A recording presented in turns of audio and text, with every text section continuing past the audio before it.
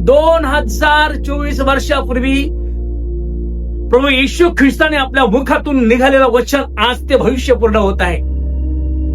ते कोणतं आहे की आज जगामध्ये, पॅलेस्टाईनमध्ये, इराकमध्ये, इराणमध्ये, इस्रायलमध्ये, गाझामध्ये 100% इतका युद्धाचा लोळ त्या ठिकाणी पसरलेला आहे की ते शहर, तो देश धुळीस मिळालेला आहे.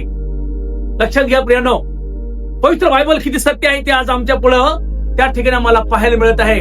युद्धामुळे संपूर्ण देश धुळीस मिळत आहे. भारताचाही नंबर लागू शकतो, कुणी वाचणार नाहीये, लक्षात घ्या. आणि म्हणून सुनामी मी पाहतो की जपानमध्ये मोठी सुनामी आलेली आहे. जपानमध्ये किती लोक त्या ठिकाणी मरत आहेत. पाण्याचा कहर झालेला आहे. आम्ही या ठिकाणी पाहतो की लावारस, काही ठिकाणी, काही देशामध्ये जमिनीतून लावारस बाहेर येत आहे, डोंगरातून, खडकातून लावारस बाहेर येत आहे, अग्नी बाहेर येत आहे. आणि मग अशा परिस्थितीमध्ये आम्ही पाहतो की हे सगळे लक्षणं आमच्या लक्षात येतात, तरी आम्ही अजून झोपेत आहोत, तरी अजून आम्ही आमच्या भांडणामध्ये आहोत, आम्ही आमच्या वेगवेगळ्या प्रकारचं जीवन आम्ही पायापाशी पाहत आहोत प्रियानो. आणि म्हणून पवित्र बायबलमध्ये आम्ही पाहतो की मत्ती 24 आणि 6 ते 20 मध्ये पवित्र बायबल किती सत्य आहे या ठिकाणी. जे तुम्हाला आता मी सांगितलं तेच बायबलमध्ये आहे. नंबर 1, लढाईविषयी ऐकाल आणि त्याच्या अवया तुम्ही ऐकून तुम्ही घाबरून जाल.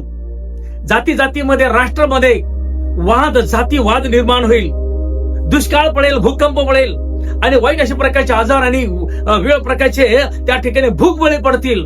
हा फक्त वेदनेचा प्रारंभ आहे. एक जण असा म्हटला की ये तो ट्रेलर है, पिक्चर अभी बाकी है. हे ट्रेलर है, ह्या वेदनाचा काळ आहे, प्रारंभ आहे. ट्रेलर अभी ये ट्रेलर है, पिक्चर बाकी. पिक्चर कोणसा? नंबर 1, एकच धर्म, एकच पैसा, एकच सरकार आणि एकच राजा अजून बाकी आहे. ते फार भयानक होणार आहे.